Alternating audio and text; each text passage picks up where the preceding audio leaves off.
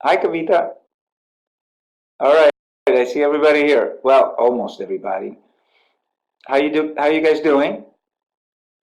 All right, I know some of you are. It's night, right? In other parts of the world, so probably go into the morning hours.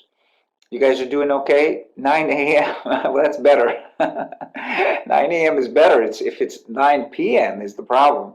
So by the time we finish this, it's going to be 3 o'clock in the morning or something like that. Okay. All right. So everybody hears me well and sees me okay. No, I'm getting um, a lot of screen. Okay, got it. Thank you.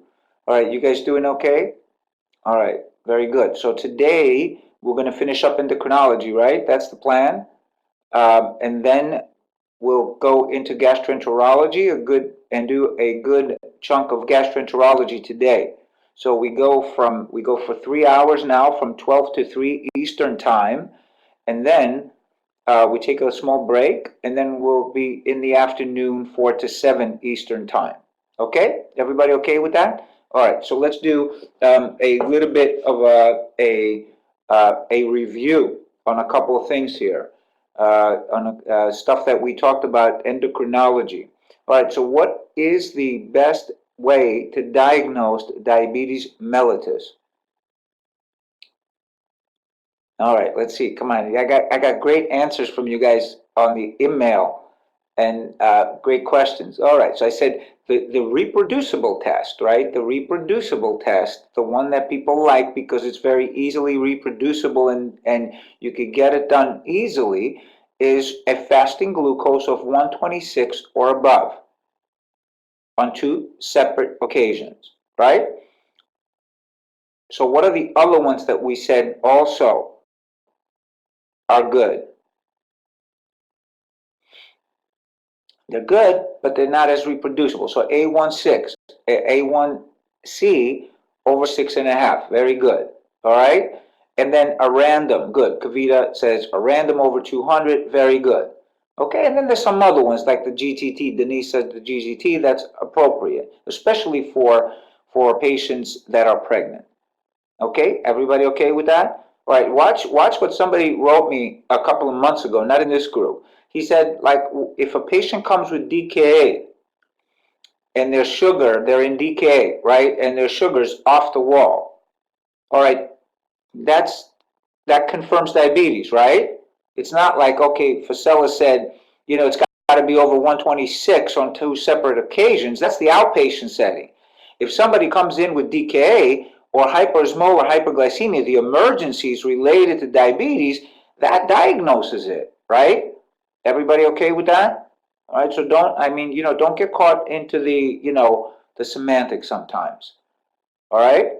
Everybody okay with that? All right, good. So what did I say for type 2 diabetes is the drug of choice? If you had one drug to use, I didn't say you use one drug, but I said that's the one to use if they should be on it. All right, the answer is metformin. All right, why do we like metformin? Because it has the best outcomes. I told you about studies that show in randomized controlled trials that people on metformin did the best. Okay?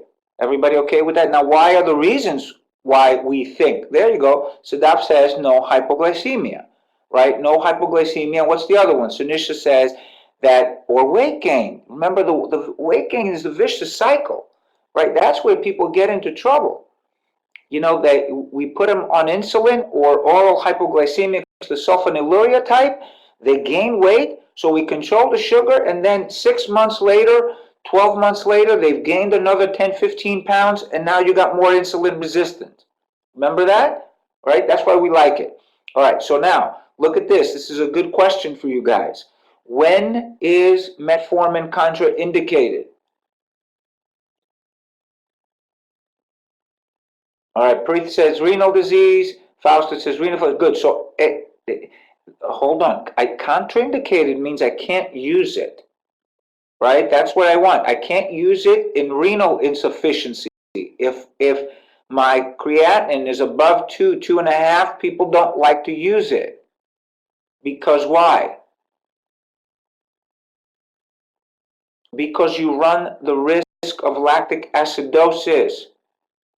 Okay, so there's another contraindication. People don't like to use it in heart failure because people with heart failure could go into renal failure and that could cause the lactic acidosis. All right, you guys can remember renal failure? Can't use it in renal failure. All right, so what did I say was the most common side effect? The most common side effect of metformin. That's why I say GI symptoms, but that's not a reason to stop it. People say, look, lower your dose, right? That's why if you look at how to start metformin, they tell you to start at a lower dose and work your way up, right? So you don't get these GI side effects and people don't stop using them. Okay? And what's the most feared side effect? What's the most feared? What's a bad side effect? Now you're in trouble. Lactic acidosis. Okay, you got it. Okay, everybody okay with that? All right. So, in the syndrome of inappropriate antidiuretic hormone secretion, what do we find clinically? What do the patients have to be clinically? They have to be clinically euvolemic. No edema. That's what I want to hear. So this is hyponatremia associated with euvolemia. Okay? Everybody okay with that? All right, so what do I find in the serum? Low sodium.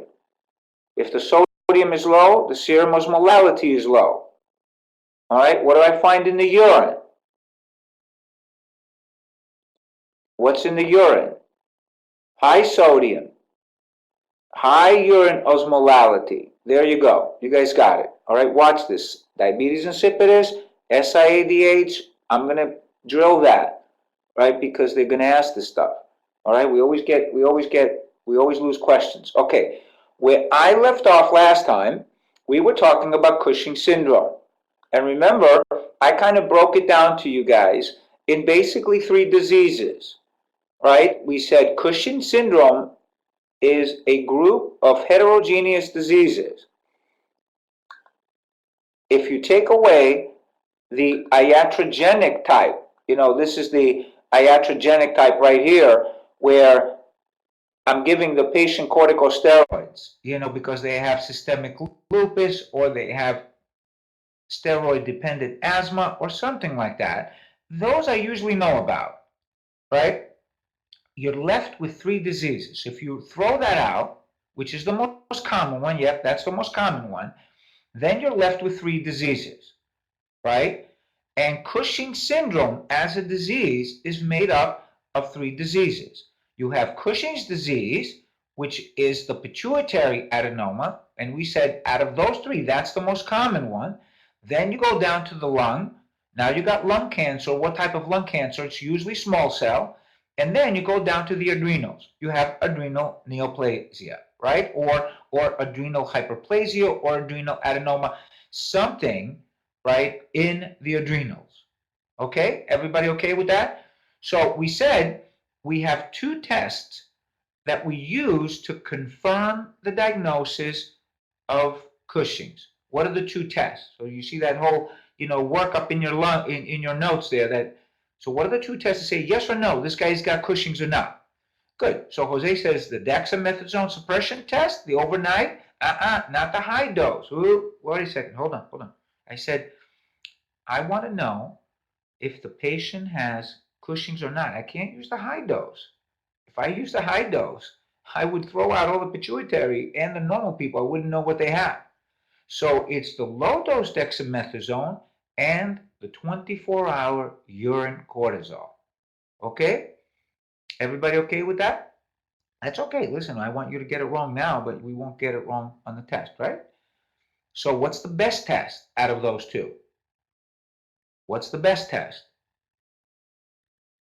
The 24-hour free cortisol. Okay, that's the best test. All right? If they give us both of these, you're going to choose the 24-hour free cortisol. Everybody okay with that? Where's that test done? In the urine. It's a urine test. Everybody okay with that? All right, so now, if you got those tests positive, now you say, okay, I got Cushing's, I just don't know where it is, right? Everybody okay with that? So what do I do now? Now I go to the high-dose dexamethasone, right? And then I do the ACTH. Okay, everybody understand that? So the high-dose dexamethasone, what does that do? If you suppress the high-dose dexamethasone, what do you get now? You suppress, remember, only the benign suppresses. Pituitary. Remember, if you up the dose of dexamethasone, the only one that suppresses is the benign one. What's the benign one? In the pituitary, Cushing's disease, right? So now I do an MRI and I find a lesion in the pituitary. If it didn't suppress, right, so you're trying to localize it now. You know you got it, you're trying to localize it, right? So this is localization, right? So if it didn't suppress, where's the problem now? In the lung or where else? Or the adrenals, right? So what do you do? How do you tell the difference between the lung and the adrenals now? ACTH, right? So if the ACTH is up, it's in the lung. Now you do a CT of the chest. If the ACTH is low, now you look in the adrenals. You image them. Forget about the 17-hydroxycorticosteroids and stuff like that. Just trust me, they're not going to ask you about that. We put them in the notes a lot of times, but the bottom line is you image after you do the two localizing tests. What are the two localizing tests? The high-dose dexamethasone and the ACTH.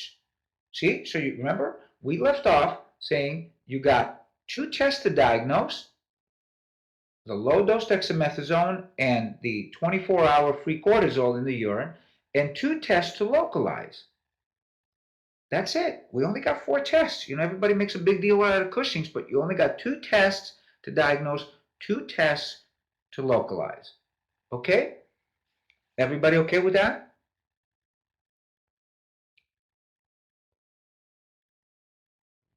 Okay, very good. All right, so I'm going to be asking questions again on that. All right, very good. So we want to go a little bit further down, and I want to tell you before I give you a diagram of what happens with aldosterone and 2 diseases that they like to ask around in the USMLE, we got to know a little bit about the effects of aldosterone. See, they know that you guys got to know the effects of antidiuretic hormone, which is the main water retaining hormone in the body, and then you have to know about aldosterone, which is the main mineralocorticoid, right? So if you don't have ADH, you lose free water. If you don't have aldosterone, you lose salt. You can't maintain blood pressure, right? So aldosterone affects intravascular volume, right? By doing what? Reabsorbing sodium from the kidneys. And you guys probably know more than any clinician about that, right? So you up when you secrete aldosterone, you reabsorb sodium, you reabsorb salt. You're trying to maintain intravascular volume. And what happens now to your potassium and hydrogen ions? That's right. So Fausto said you secrete potassium, you get rid of potassium, right? And you get rid of hydrogen ions. So what's the clinical correlate here?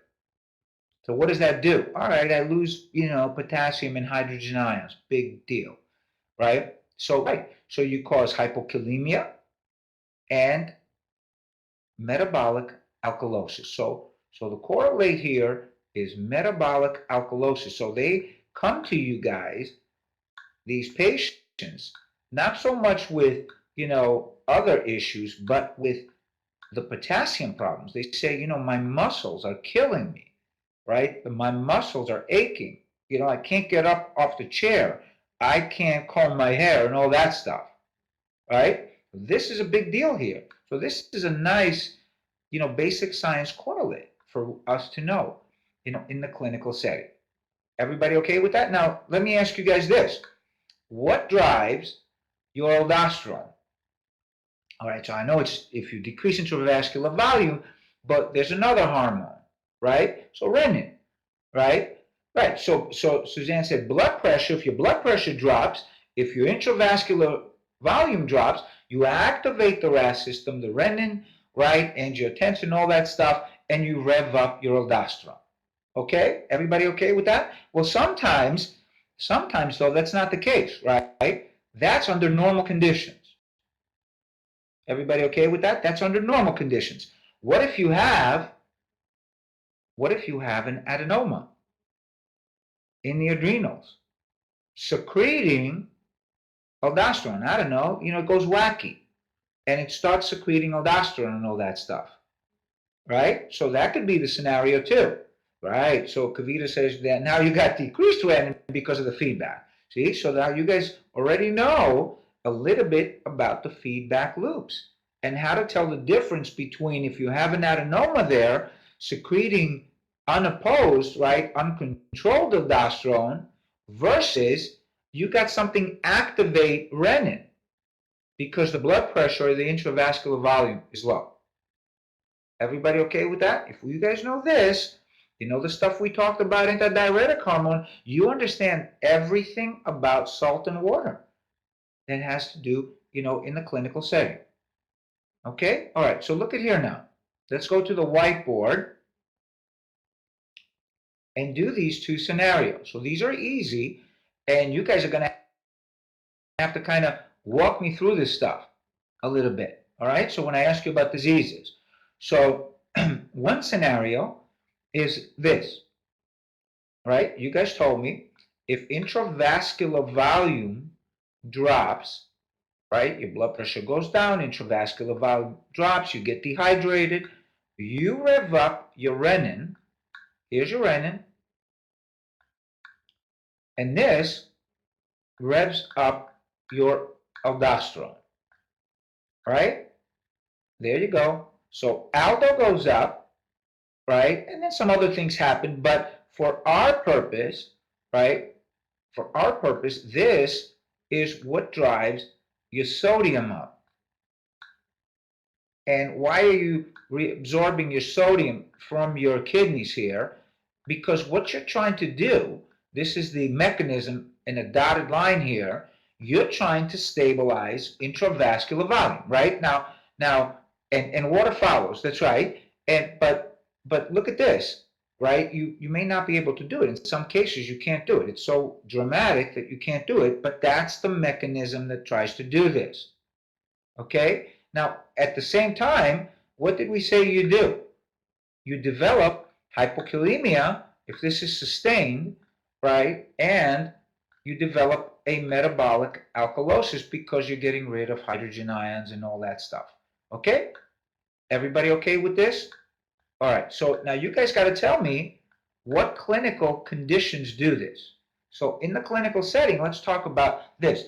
What causes this to start the whole process moving? This is not Conn's disease, right? This is not Conn's disease. So burns do it, dehydration, shock, maybe even renal artery stenosis, right? Hemorrhage, right? Anything that decreases intravascular volume. So any form of dehydration, right? Any form of loss of intravascular volume, any form of hemorrhage. So GI bleeds, they will do this, right? Any form. Everybody okay with that? Sepsis. I like that because that drops your intravascular volume, right? GI bleed. So we're going to talk about GI bleeds this afternoon. This is what I'm going to ask you about. Everybody okay with that? All right, so watch this now. Ooh, da0f said it. All right, so that's what I was getting at. So let's take this. So I'll make it easy for you guys, and then I'll explain a little bit later today about heart failure. Why do you have this in liver disease, right, and nephrotic syndrome? All right, so tell me this now. All right, so albumin is low. Okay, all right, so what? So your oncotic pressure is down, right? All right, and what does that do? Well, you got third spacing. You got a lot of fluid on this patient. The patient's fluid overloaded, but the intravascular volume is depleted, right? Everybody see that?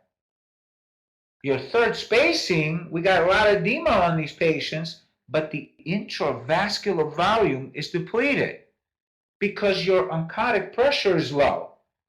Now, the thing with with heart failure, you have low output and your hydrostatic pressure, but it works very well. Think about liver disease and nephrotic syndrome, right? So what's the other cause of this type of aldosteronism? The edematous states. So please be careful about this. The edematous states cause this type of aldosteronism. So edema, if you have chronic edema, it's likely going to do this because you got chronic edema because you got one of these processes. Everybody okay with that? So edematous states. People kind of forget that. They say, but this guy's got fluid overload, but his intravascular volume is depleted. Everybody okay with that?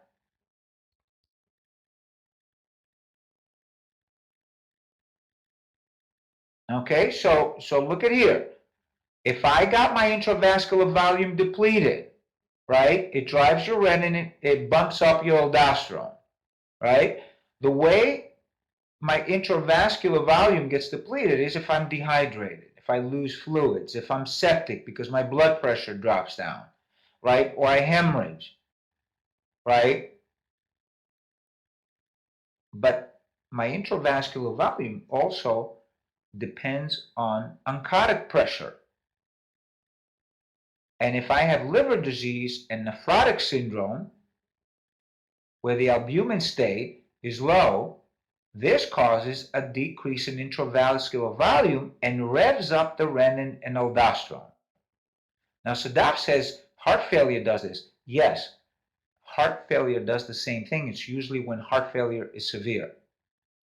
So you got low output, right? Your ejection fraction is really low, and you don't perfuse your kidneys, right? Low cardiac output. So I'm trying to make it as simple as possible, right? There's other factors too. Yeah, all these complicated things, right? That's right. So Aranima said, so in chronic edematous states, this is where the hypokalemia is coming from, right?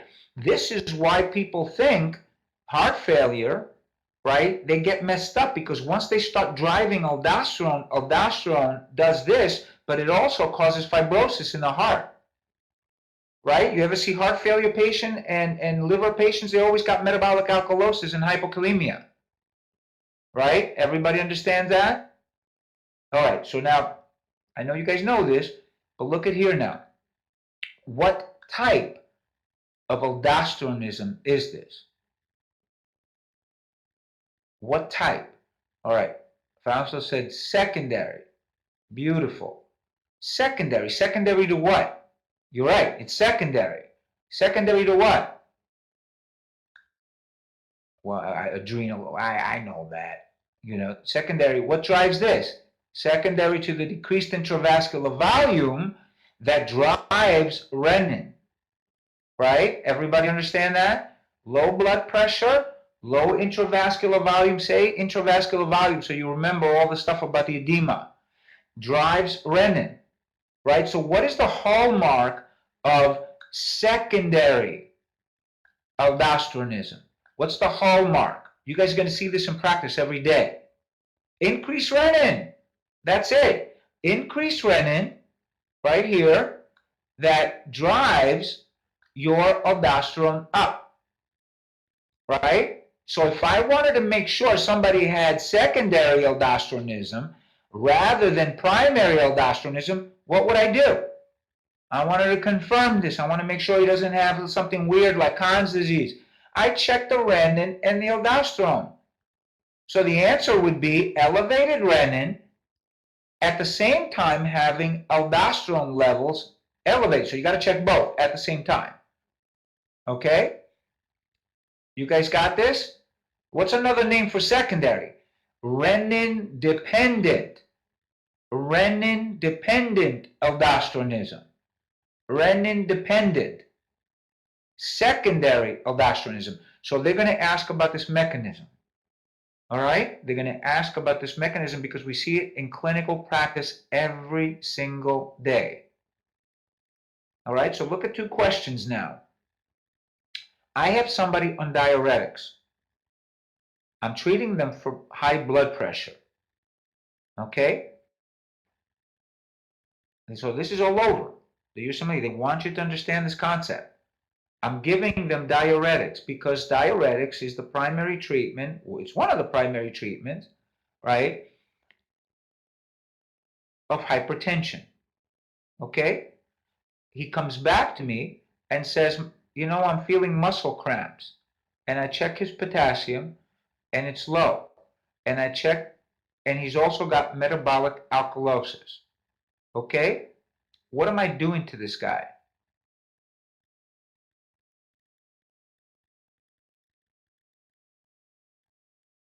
That's right. I'm over diuresing, right?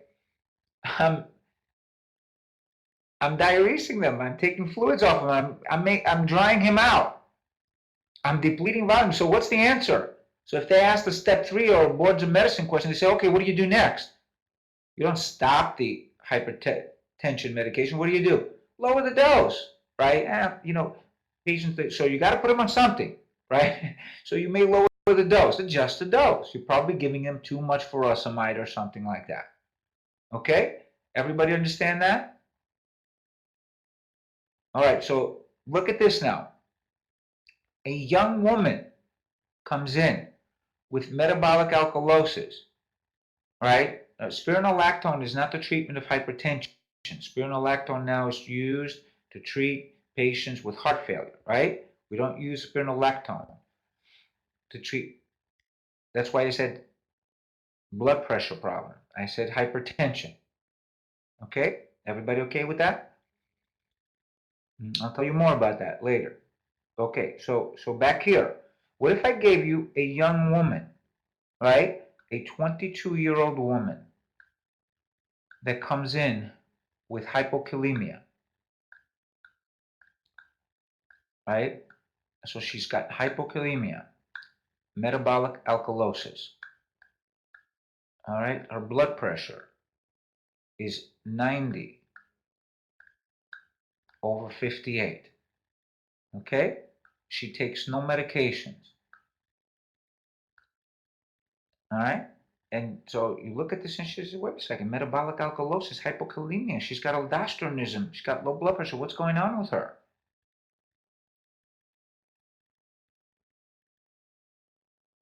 She may be bleeding. All right, but you usually see that. So one possibility, patients have renal artery stenosis, but what does renal artery stenosis do? Does it cause hypotension or hypertension?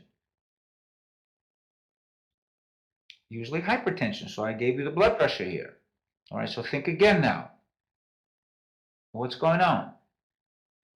Oh, Fausto said Bartter syndrome, so there's these rare diseases where your renin is revved up, right? And you get a form of secondary aldosteronism. So that's one possibility. So this rare disease called Bartter syndrome and Gittleman syndrome, right? So I'll talk to you about that. All right, but Denise said maybe this is vomiting and GI loss. And somebody else said, anorexia nervosa. And somebody else says, Jose says, she's taking pills for losing weight. So I said to her, are you taking any pills, or anything like that, or anything like that? She goes, no, I swear on my boyfriend. I'm not taking anything. I wanted to wake you guys up. right? So maybe that's what she's taking. Why would she be taking diuretics on her own to lose weight? Unfortunately, people have body dysmorphia problems, right? So the other thing I did in this patient, right? I went and I looked at, right? The resident said, come and take a look at her teeth, right? And her fingernails and stuff like that. What was I looking for? People with anorexia, right? And bulimia and stuff like that, and they vomit and so forth. That's right. Unfortunately, she wasn't a medical student, but she was in pre-med. Okay, teeth erosions, right? So that's the kind of stuff you have to think through. Why does she have what seems to be secondary aldosteronism, right? So you look for erosions in the hands and stuff like that, teeth problems, and so forth. Okay? So think about this. This is a great case for you guys on the USMLE, right? Parotid swelling and so forth. So you guys are going to look for that. Watch secondary aldosteronism. If you guys know this diagram here, like we did it, you know every single question they're going to throw at you. I'll tell you a little bit about Bartter syndrome a little bit later. Okay? Everybody okay with that? All right. So now look at this. Well, you guys know, so you can walk me through this stuff. So look at here now. Now the problem is right here. So now I got aldo secretion from primarily the adrenals, right? Right? So you guys see that? That's why I circled this, because this is your primary problem, right? What does this do? The sodium reabsorption increases. All right, so if you increase sodium reabsorption, what does that do? It holds on to water, right? But it primarily holds on to salt, right? So what does salt do when you retain salt? Well, it decreases renin, but I want to clinically. Your blood pressure goes up, so your intravascular volume here goes up, right? There you go. And then hypertension, right, occurs. You guys see that here? There you go. And then this now, right, drives down your renin. And this says, okay, stop the aldosterone. But remember, this is autonomous. This is where the problem is, right? So these patients come in with hypertension here, right? So what is this called? What is this called? Conn's disease. So this is Conn's disease. What's another name for Conn's disease? Another name. Primary. That's right. So what's the hallmark of primary aldosteronism? Low renin. Now say this correctly now. Low renin in what? In the view of elevated aldosterone. Right? That's what you get. Low renin, at the same time elevated aldosterone. That's why they call this sometimes renin independent aldosteronism. And of course you get hypertension. So what's the difference between primary and secondary? Right? Well, the renin, right, the hypertension, that's another one. That's another big one. And blood pressure. So those are the big differences between primary and secondary. Renin, the hormone levels, and hypertension. All right, so now look at this. You guys are going to learn this in nephrology. Anybody know what is the most common symptom that patients come to the physician for hypertension? A complaint. I know you guys are going to say headache. So that's untrue. Nausea. Wrong. No complaint. There you go, Denise. Great. So now listen. Everybody believes it's headache. Everybody believes it's vision problems. Everybody believes, people in my family who have hypertension, they don't take blood pressure medication unless they get a headache, right? Trick question, right? So the answer is none of the above, right? That's the answer. None of the above. It is silent.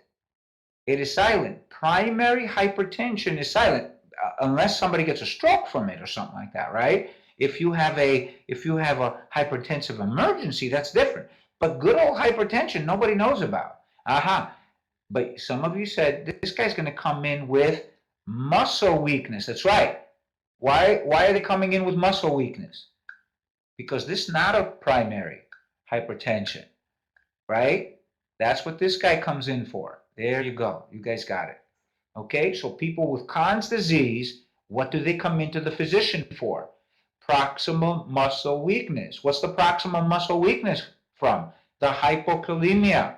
They don't even know about their hypertension unless they get a stroke, right? But they come into the physician with hypokalemia. So they ask this, what is the most common reason people with Conn's disease go to the physician? The answer is proximal muscle weakness and muscle pain. So I had a young guy a couple of years ago come in and he goes, I'm traveling, but I don't know, something's up with me. I can't get up off the chair. I can't do this. And then, the resident checks his blood pressure and it's 190, with the diastolic very high, like 120.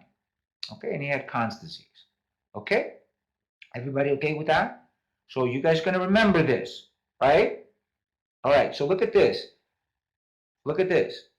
Another thing you guys got to remember. Remember with SIADH, what's the clinical hallmark of SIADH? No edema, right? No edema. All right, these patients here with primary Conn's disease, no edema. Okay? No edema. So people say, wait a second. They're holding on to water. They're holding on to salt. Why don't they get edema? Nobody knows. There's some kind of escape problem. Right. That's what they think. So they think there's some kind of sodium escape mechanism. Some people think it's natriuretic peptide. I don't know. Nobody knows. Okay? So there is a total increase in sodium in the body, but it's not enough to cause edema. Right? So there's got to be some kind of sodium aldosterone escape. Who knows? So you get enough to cause blood pressure problems.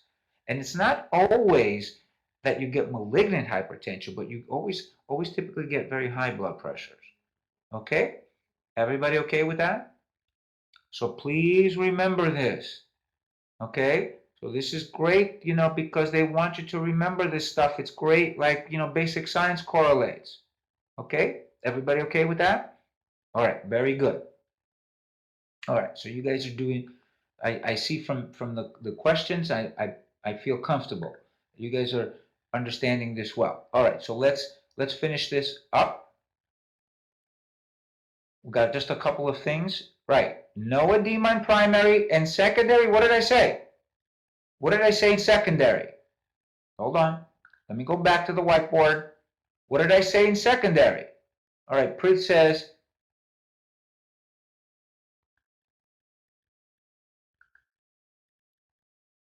what's here? What's this? So in secondary, that's why I told you these differences, because they harp on this. Can you have edema in secondary? There you go, right here. You guys remember this? There you go. Okay? So you could have edema in secondary. You don't have that in primary. You can have edema in secondary. You don't always have it. Okay? Because overall, the patient is volume overloaded, but the intravascular volume is depleted. Okay? Everybody okay with that? Good. So this is one of the most problematic questions on the boards, but people get confused about. Okay. Let's go back to our slides and finish this up. We got a couple more diseases and we're pretty much done. All right, so we talked about primary and secondary aldosteronism, and we want to talk about an interesting disease. right? An interesting disease, which is called congenital adrenal hyperplasia. So I'm going to walk you through this. Now, in your notes, we always even talk about 11-hydroxylase deficiency and 17 for adults, right? For adults, you only need to know 21 hydroxylase deficiency. I can't tell you about pediatric patients, but I could tell you that 90% of the cases that we see of adrenal hyperplasia is 21 hydroxylase deficiency. In some parts of the world, now they check for 21 hydroxylase deficiency when the kid is born. That's how common it is. So that's the one that I need you to make sure you understand. You don't have to know the other ones, but we have to know this one. So to make it easy, I'm going to go to the whiteboard.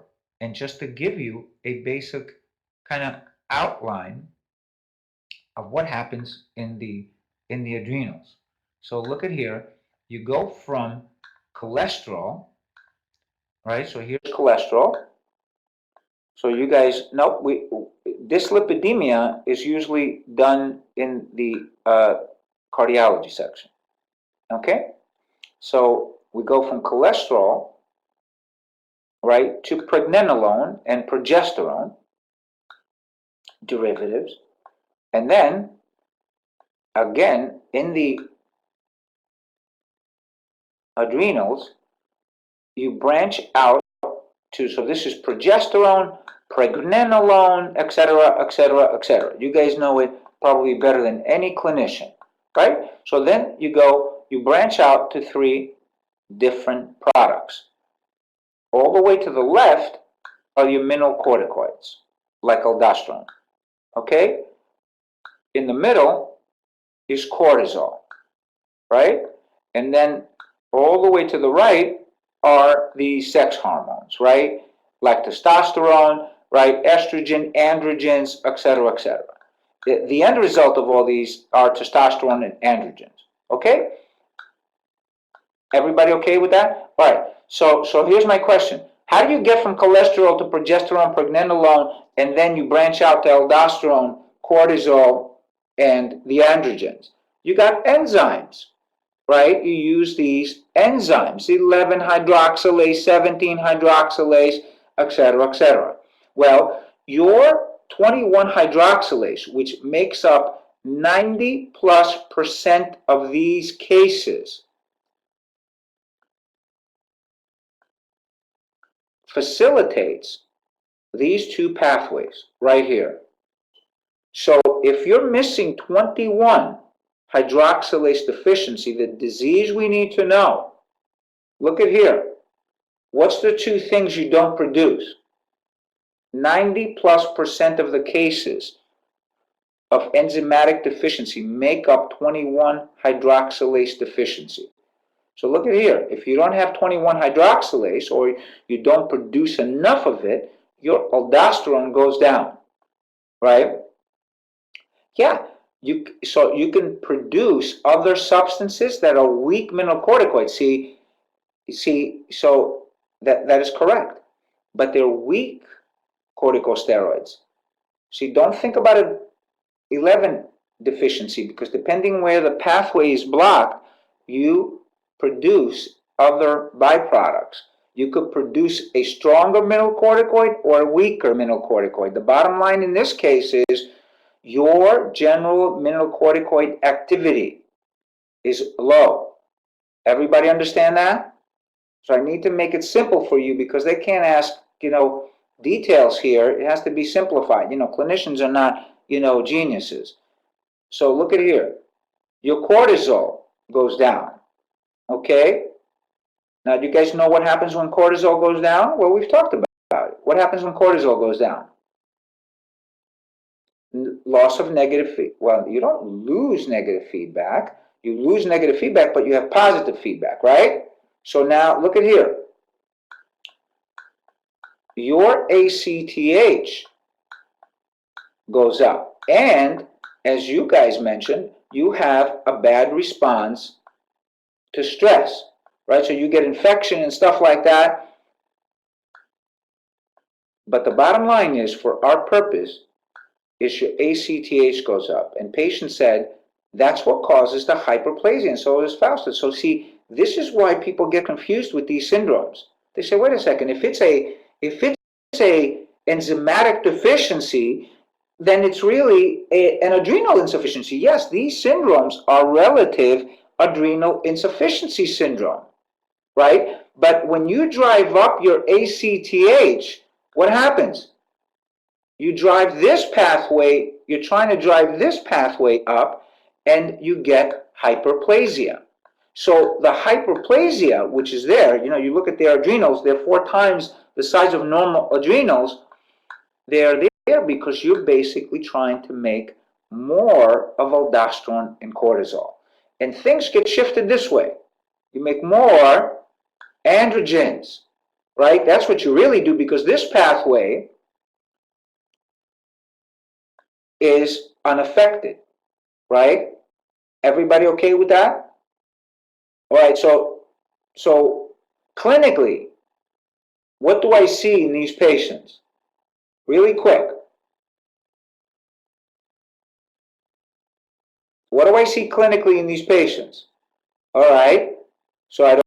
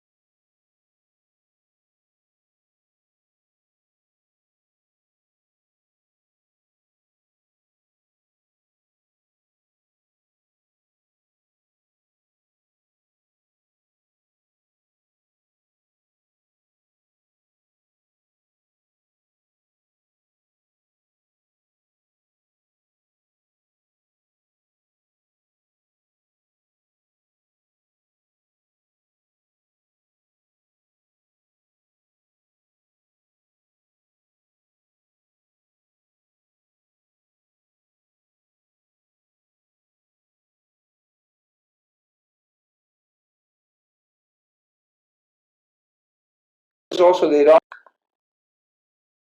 All right, can you guys hear me now? Just when I was getting to all the fun. So did somebody touch the screen? Somebody?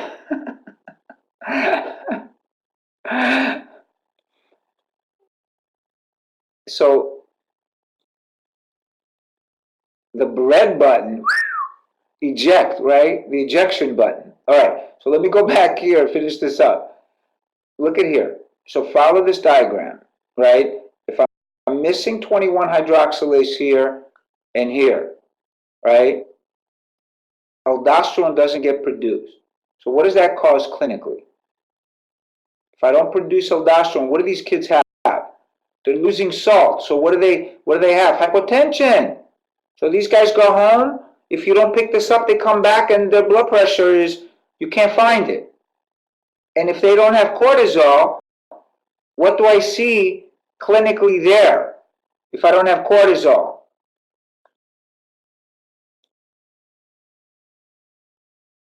Cortisol, stick to the cortisol. Bad stress response, so they may get an infection.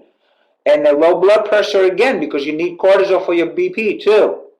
Okay?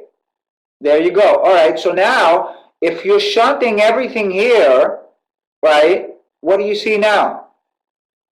Well, in males, you don't see anything, but what do you see in women? See, males, you got androgens, so you got more androgens, so you don't see anything in the newborns. But what do you see in women? Ambiguous genitalia. See, this is how this was picked up before people could measure these enzymes, right? Well, hold on. So they would say, okay, there's something wrong with this female. There's something weird here. right? So they would pick that up early in females. In males, phenotypically, they would look fine, and then they would send